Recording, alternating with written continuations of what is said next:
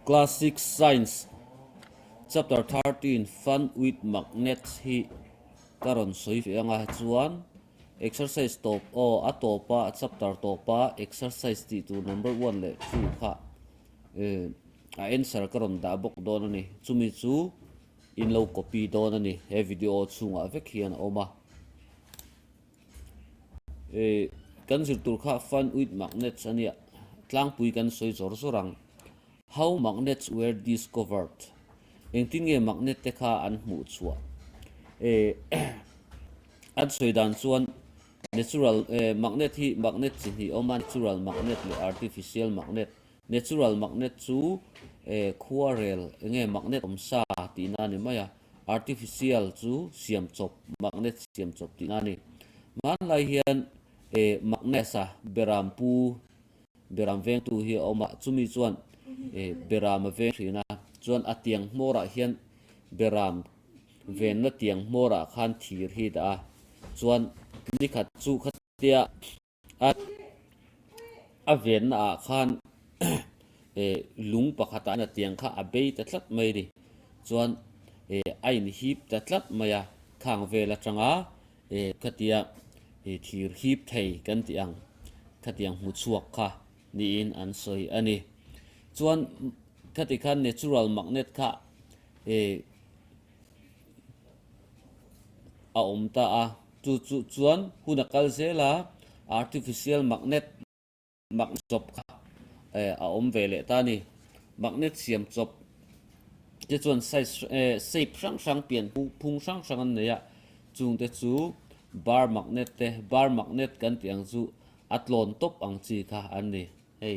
hemi ang hi atlon top ang khan ni a chuan horseshoe magnet horseshoe chu sakor ke kual ang mo helai a kual ang horseshoe magnet ania cylindrical kan ti ho reng chu amum tung ang chi kha tuizem te hi cylindrical an ni a gas cylinder te po mo ke tiang chi kha kheng hi artificial magnet siam chopa an shape sang te kha an ni chuan khang magnet te khan poles more top kha an nei ve ani poles of magnet more top te chu north pole le south pole ti in an soya chuan khang north pole le south pole te kha ti hian amor le lam hi north pole an ti a chuan amor le lam kha south poles an ti maya chuan magnet sim khan magnet te po ke them te po nei ula north pole le south pole om zel don ani chuan khang magnet more top pahni te kha an lo miaw wangin attraction le repulsion ti khan attraction chu in hip na ane repulsion chu repulse in nem na in nek mo in pai te ta chu poles in ang pahni te chu node kha in tirnan lo om ta se a in repel don a in pai dei don ani chuan north le south ero chu a in hip don ani magnet in da kopa magnet pahni in neya a mor ton kha han a mor pahni kha han ti sidon ta ula a in sik chat thei chuan a in hip ton chuan pakhat khan north ania pakhat kha south ani ti na ni a chuan a in hip lo a in nem tlat chuan a in hip thei lo chuan north ve emo south ve emo an ni ti na ani chuan in magnet kha han khai ta ula khai hui in emo khai top ta ula han tivir char ula a top na chuan nge a vir topa khan a south pole lam khan mar lam a hoyanga north pole lam khan chim lam a hoi don ani chu magnet ni phung ani chu compass atan an mang thin tarenga kha attraction le repulsion awang khan magnet in khai magnet tlon bar magnet in nei ta a mi chu in han thui nin khai rungota chuan a then to pa chuan South Pole kok tu khan o in magneta South Pole khan par lam a hoya in magneta North Pole khan chim lam a hoya ni chu chu find direction satan e khochin nge compass satan te khan an mang thina heti hian entianan emilem hi kan enta a emilem a hian heta hian magneta khan hi ama avir thein hi ama avir theinan tita man lai sakor to lai rirani hi chuan a hmora hian North Pole o South Pole mo khan lo da ta chuan khoya potlan sela he a ko na a hian South Pole an da chuan a ko na enge kha milem ko na lama piang kha mar lam North lam ani ti na kha ani mai ani chu tiang che chuan compass a po hian sen lam hi ok la hi North lam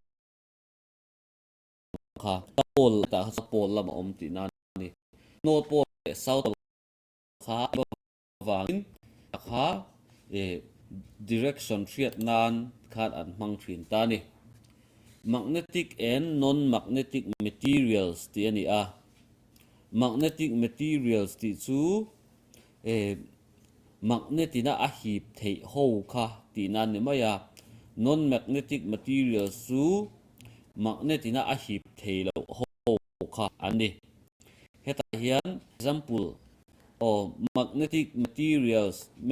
that can be attracted by a magnet. This include atia chon chung te chu iron, steel te nickel, cobalt le their alloys katiang ang chi ho chau kha ani heta pon hei poin enila a hip thei ho hi nickel te tiang thira po thir chen khat chau kha hip thei ani chon non magnetic materials ve tung chu materials that do not feel magnetic force magnetina a hip thei lo ho kha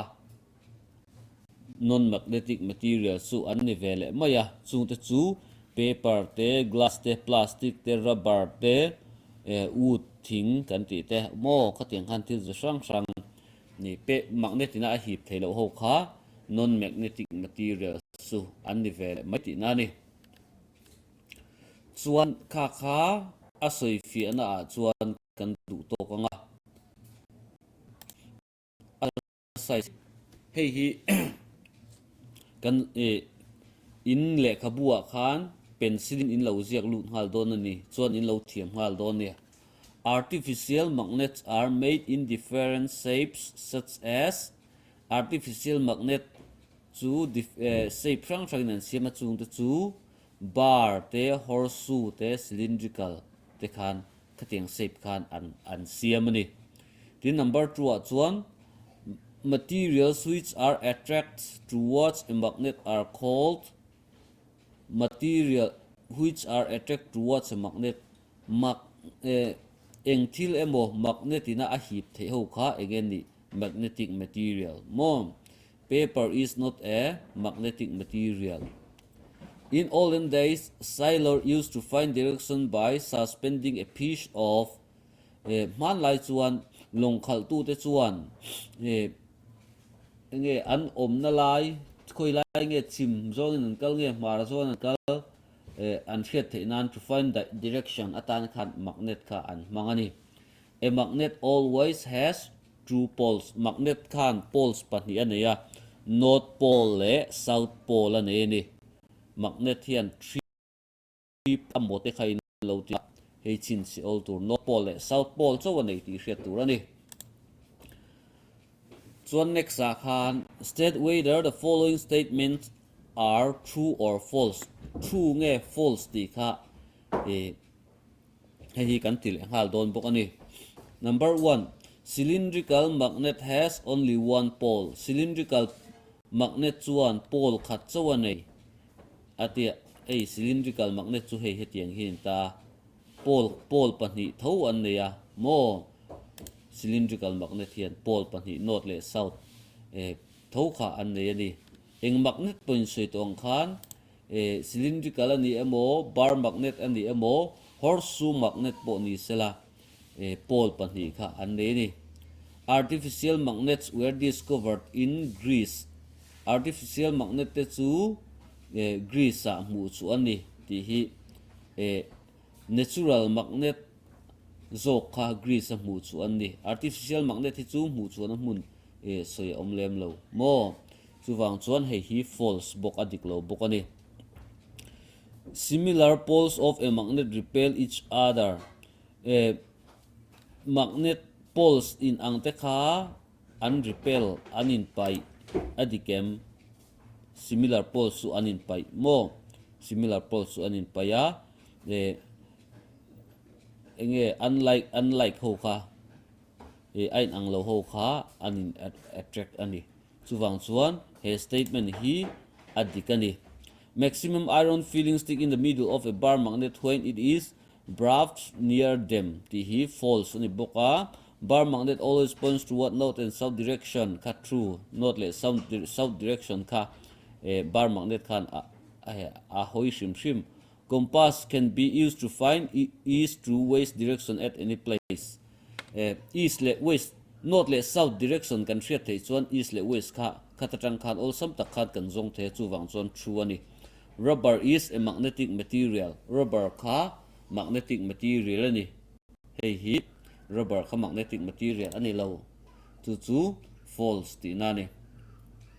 chuan hei hi uluk dawin in lo ngai thanga in ngai thlang nuwa tuna atopa exercise kan ti te kha in lo ti chun zomanga pencilin in lo ti anga thiam hal in lo tum don ani